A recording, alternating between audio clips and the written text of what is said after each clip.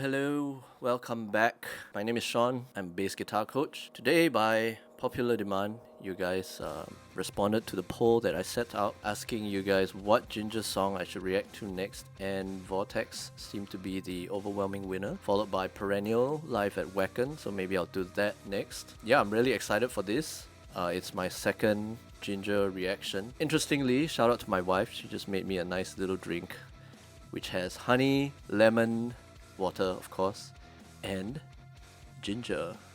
So very intentional. Oh, and turmeric as well, supposed to help with inflammation because I'm just emerging out of a viral infection. So do pardon me if my voice is a little hoarse, and in case I go into a coughing fit, which I hope I won't. Yeah, excited for this one. Let's just see what it's all about and why you guys recommended it so profusely, if that's the right way of saying it. Let's go.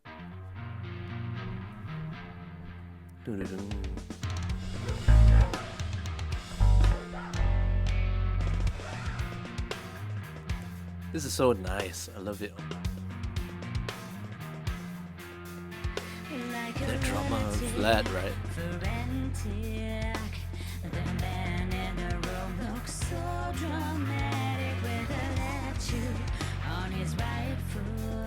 Well, the one thing I can say now is that it's in 4/4, and it's interesting that it's in 4/4. You know, it's almost like I was expecting like, oh, it better start in like 9/8 or something like that.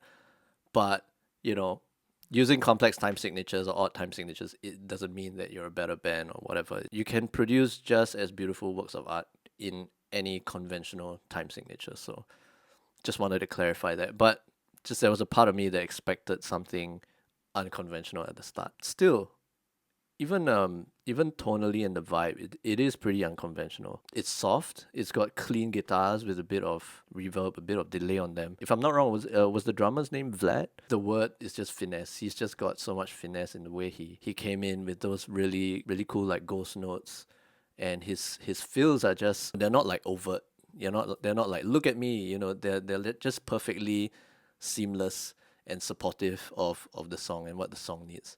So yeah, I just want to hear that again. Tatiana, right? The vocalist. I think I heard two different melodies going together at the same time. So let's just hear all that. There's just so much to unpack already. It's only half a minute. Let's go.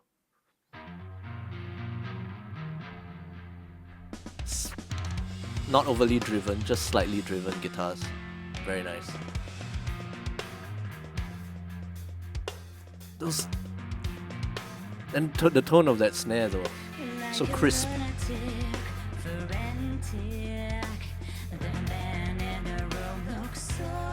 Oh, that's the part where the harmonies came in, I guess.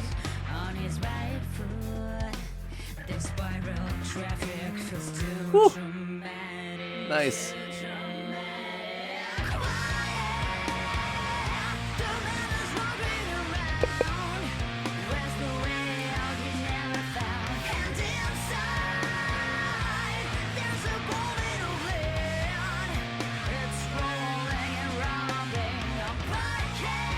This is classy, man.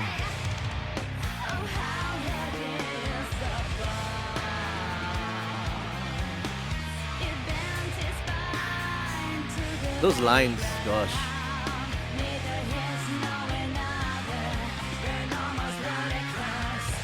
Oh, harsh vocals. Just a little bit there.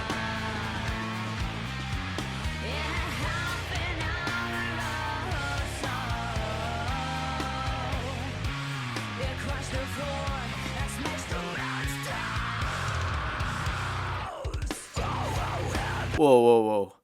Woo! Okay. So much to unpack. First, I wanna figure out what Eugene, was it the bassist name? So I'm trying to remember all their names. Eugene he had a really nice bass fill at the end of that quiet section, I think. Let's just try and find. Oh, that's it. Perfect timing. Okay, so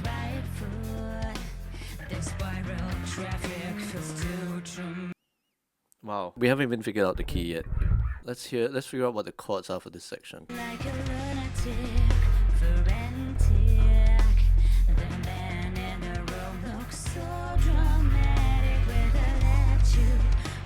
Sounds like it's in a C-sharp major scale, but which mode they were using is questionable at this point. It depends on where you want to use as your starting point. Right now, they went on a something like that in relation to the C-sharp. That could be the Lydian mode, which is the 4th degree of the C-sharp, or the Phrygian, which is the 3rd degree, which is a sort of like a minor kind of mode.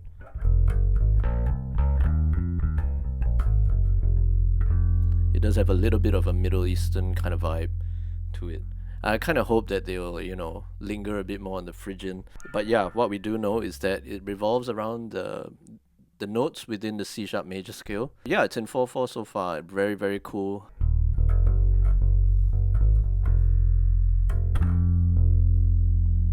That Phrygian, the 3rd, very nice. Let's listen from the start again. Gosh, it's so good.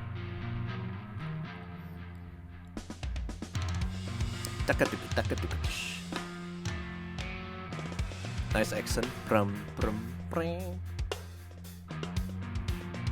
That snare tone, man.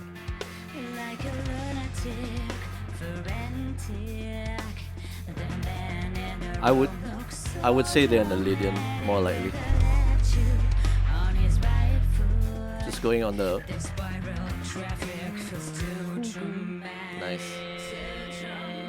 nice cut.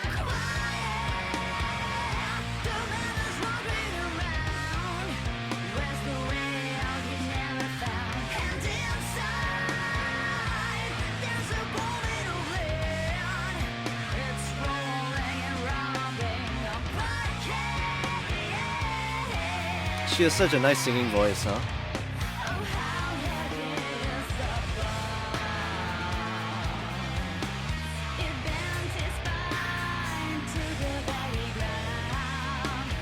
What?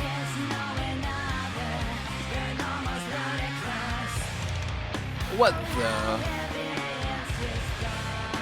I gotta figure out those rhythms. What? The chord changes are not landing on the beat ones. What the heck? Okay. Before we go further, I just need to figure out where those chord changes are landing. Very important. Let's count from here. 4/4, 2, 3, 4. 4. Okay, so far still 4/4. Regular chord change timing. 2, 3, 4. 2, 3, 4. 1, 2, 3, 4. 2, 3, 4.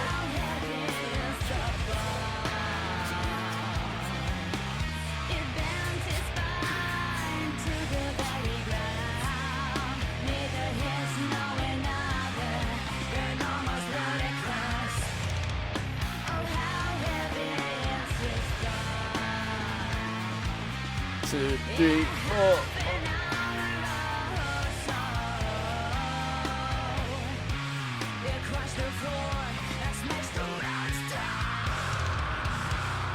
Amazing, they were changing chords on the...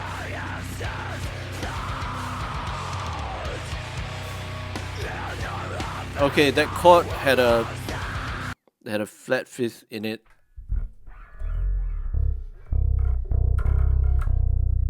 What's that?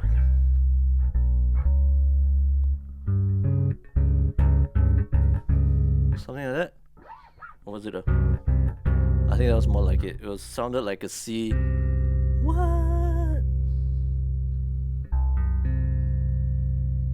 It's like a C power chord, but you lower the fifth, so it becomes a flat fifth, which is basically the tritone or the Diabolica in Musica, the devil in music. Was that the chord? But let's hear that again. Yeah, and in just the segment before this, the section before this, you know how normally you would change a chord on the first beat of a measure. So if you're counting 1 and 2 and 3 and 4, then change 2 and 3 and 4 and change 2 and 3 and 4. Okay, typically that's what the human ear is more accustomed to hearing, I suppose. But I think in that section they were changing chords on.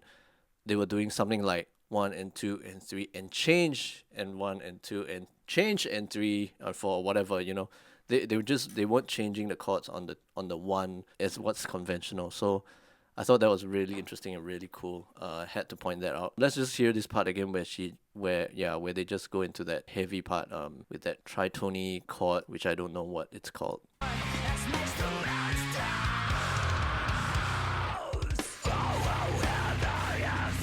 Why is that chord so difficult to place?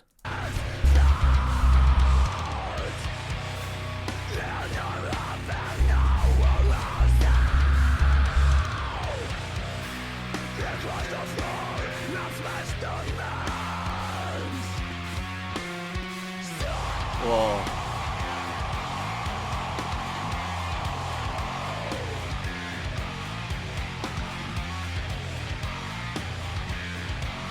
That's heavy.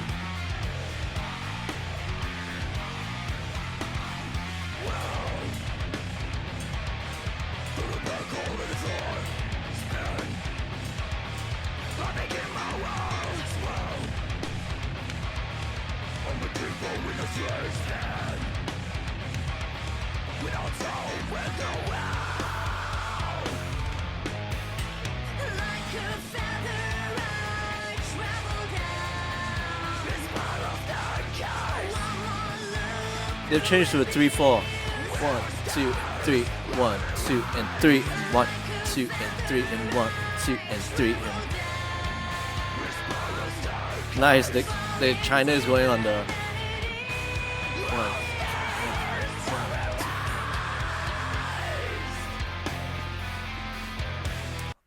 I want to hear that part again. Wow. Just how they transited from that 4/4 into 3/4. It's not the most intuitive because it's just one beat difference. Instead of having 4 beats in that bar, they now have 3 beats in the bar. To facilitate that transition is not easy. So I want to hear how they did that, or they could have just gone right in, you know.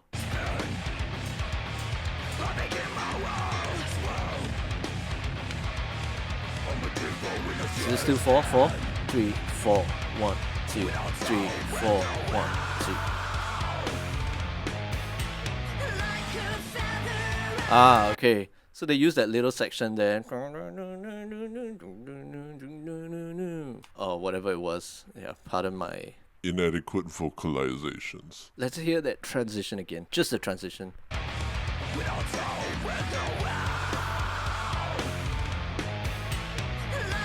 Oh!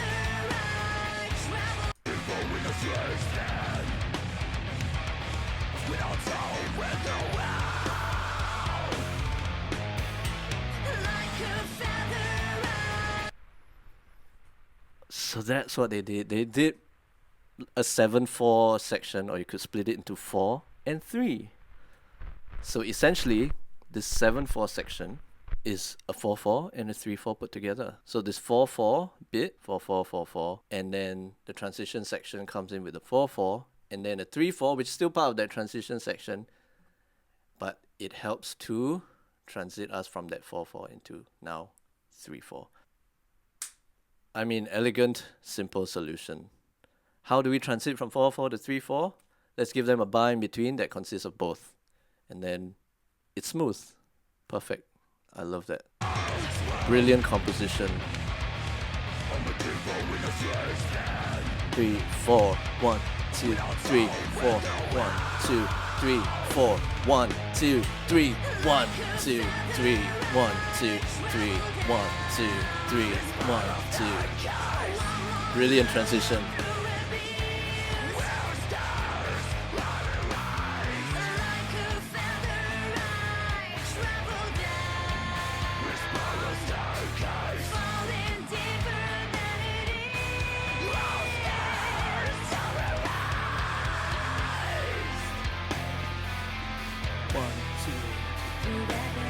They go on to 6/8 now.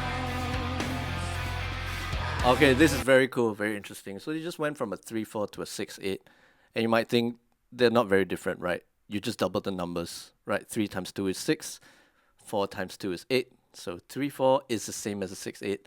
They are not the same, and here's how you count a 3/4 and how you count a 6/8. So the difference lies in the accents. Where do the accents appear? In a 3/4, the accents happen on every beat of the 3. 1 and 2 and 3 and 1 and 2 and 3. Whereas in a 6/8, the accents occur on the beats 1 and beats 4. So 1, 2, 3, 4, 5, 6. 1, 2, 3, 4, 5, 6. So I'm going to count from the 3/4 to the 6/8 section, so you guys can hear, based on the drums, based on how everything is written, how you discern whether it's a 3/4 or it's a 6/8. And it does matter because you want to communicate to your band and you want to ensure everyone's accenting on the right notes, right? You don't want half the band playing 3/4 and half the band playing 6/8, where these guys are accenting on the notes 1 and 4 of the 6/8, and then these guys are doing on every 1 and 2 and 3. So you get totally different accents. So let's hear that again from the 3/4. I'm not sure exactly where it'll switch to the 6/8, but I'll try and predict it. Let's go. 1, 2, 3, 1, 2, 3, 1, 2, 3. Can you hear the accents? They're on like ba ba ba ba ba ba ba. So more or less the accents you can hear is on the 3, right? 1, 2, 3, 1, 2, and maybe here's 6/8. 2, 4, 5, 6, 1, 2, 4, 5, 6, 1. Hear the snare? 4, 5. So the snare comes in on the 4 this time. Kick, the snare. So nice, so beautiful.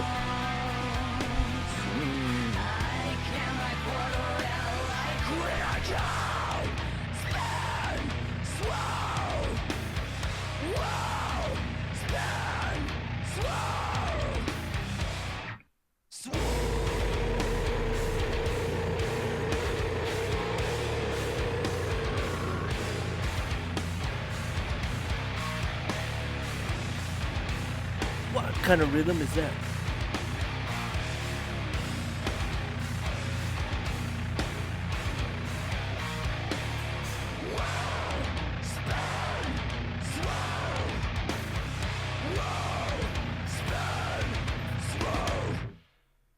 Wow, okay. Let's hear that again.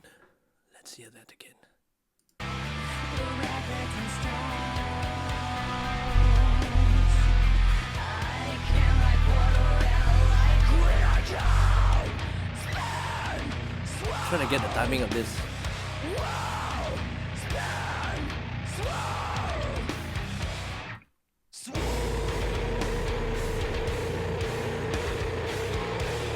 Four. Polyrhythms. The riff is not in 4/4, but they're playing over a 4/4 bass. B-A-S-E.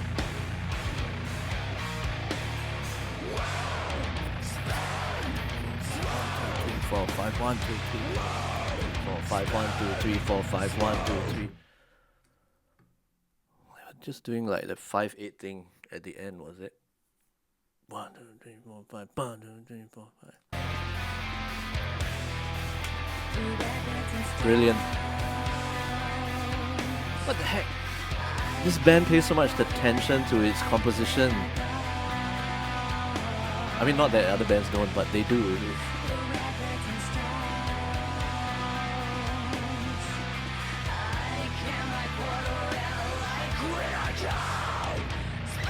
Three, 4, 5, 1, 2, 3, 4, 5, 1, 2, 3, 1, 2, 3, 4, 5, 1, 2, 3, 4, 5, 1, 2, 3, 4, 5, 6, 7, 8.